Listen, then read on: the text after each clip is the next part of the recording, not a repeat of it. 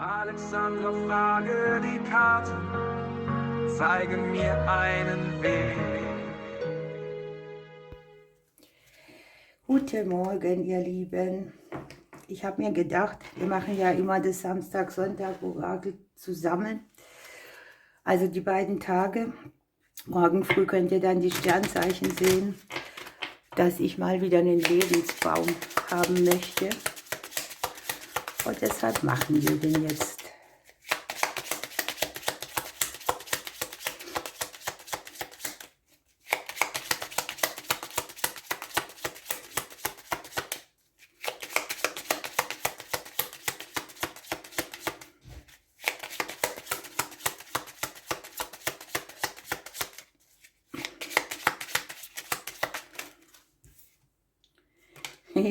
Ich will den Lebensbaum machen und dann kommt der Baum raus. Sehr schön. Es geht also um unser Leben, um unsere Wurzeln, um unser Wachstum. Es geht um bestimmte Richtungen, die wir vorgeben, und es geht um richtungsweisende Veränderungen. In Kürze, in mehreren Bereichen, glückliche Fügungen. Irgendetwas wendet sich, von dem man gedacht hat, es wird nichts mehr, genau. Und es kann ein sehr plötzliches Glück sein, eine Verstrickung, die plötzlich beendet wird. Das kann ein Geschenk sein, das einem jemand gibt, oder eine gewisse Ernte auch im zwischenmenschlichen Bereich. Dennoch sehe ich, dass hier eine Verstrickung beendet wird, die schon lange geht. Das Leben ein schicksalshaftes Geschenk hier bietet. Es kann hier für viele etwas sein, was sie sehr erdet oder was ihnen Möglichkeiten auch im Beruf eröffnet. Berufliche Situationen auch, die hier mit dabei sind, das Thema Berufung.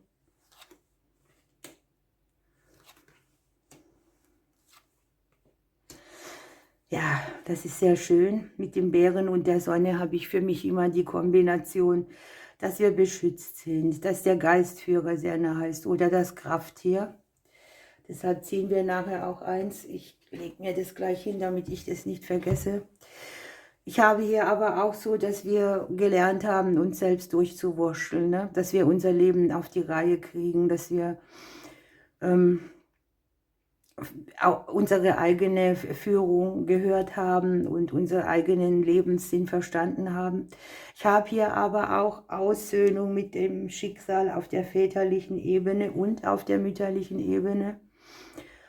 Und ich habe ein oder anderen von uns einen guten Kontakt über den Beruf. Das kann ein Auftraggeber sein, jemand, mit dem man zusammenarbeitet, oder auch jemand, der gute Tipps hat. Jedenfalls ist hier um die Berufsenergie sehr schöne Energie dran. Ich habe das Genesen von Familienthemen, das Enden eines Kampfes, und ich habe die Konfrontation mit dem Außen. Die männliche Energie ist hier sehr hoch, hier unten. Das heißt, wir dürfen hier auch gut investieren in das, was wir erschaffen.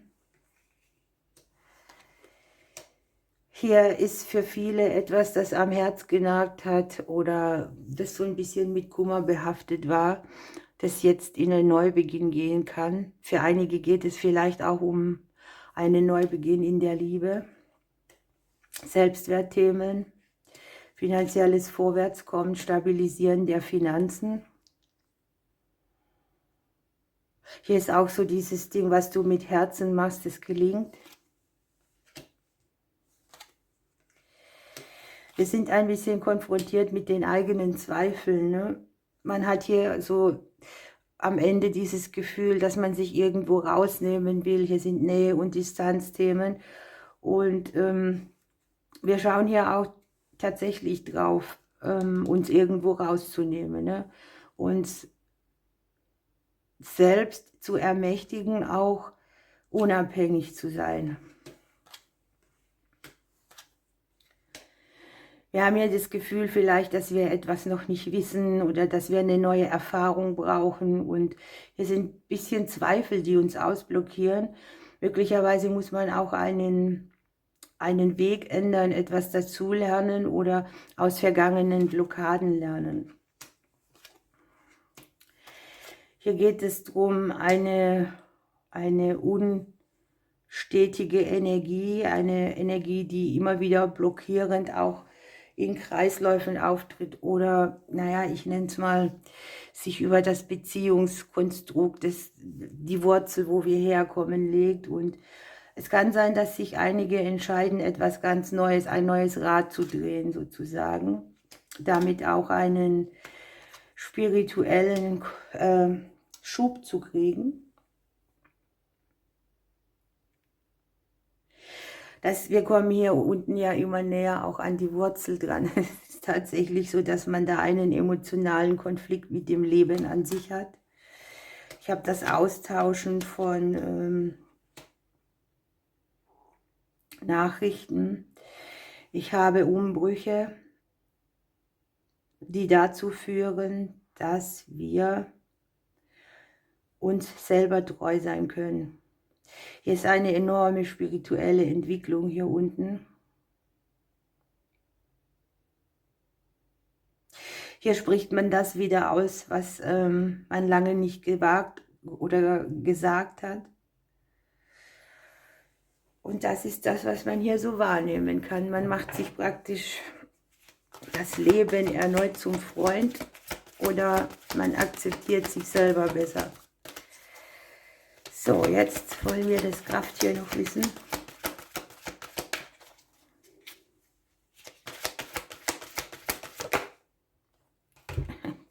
Wunderbar, wir haben den Panda dabei.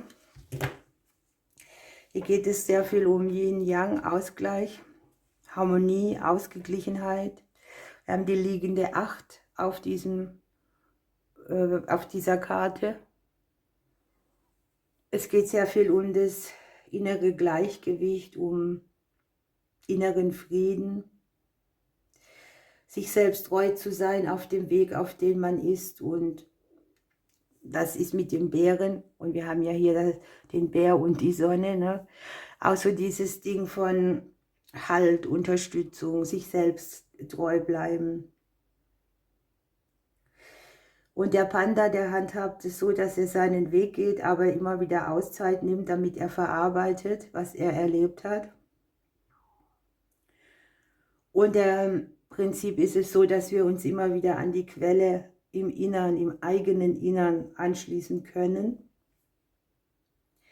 Da ist auch eine stabile Führung, ne? Also da ist man schon angebunden an oben.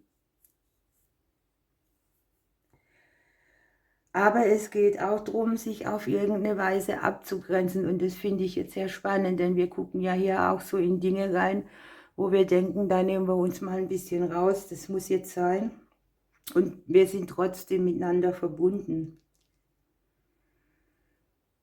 So, es geht darum, dass wir auch selbst echt sind und authentisch und dass man in sich selbst den Frieden sucht und findet und nicht in dem Außen.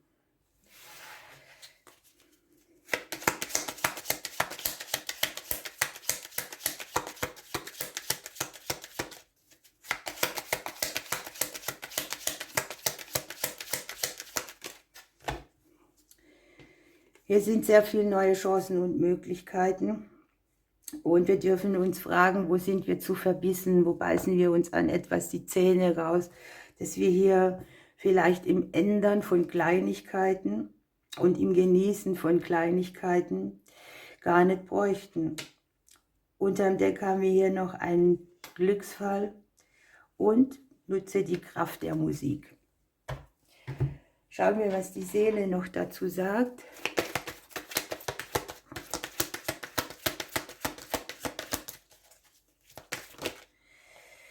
Ja, die Kursänderung. Wir dürfen hier praktisch bilanzieren, ob das, was wir leben wollten, genauso ist oder ob wir nur aus Gewohnheit weitermachen und zu verbissen sind, und das darf hier jeder für sich selbst in den Ausgleich bringen.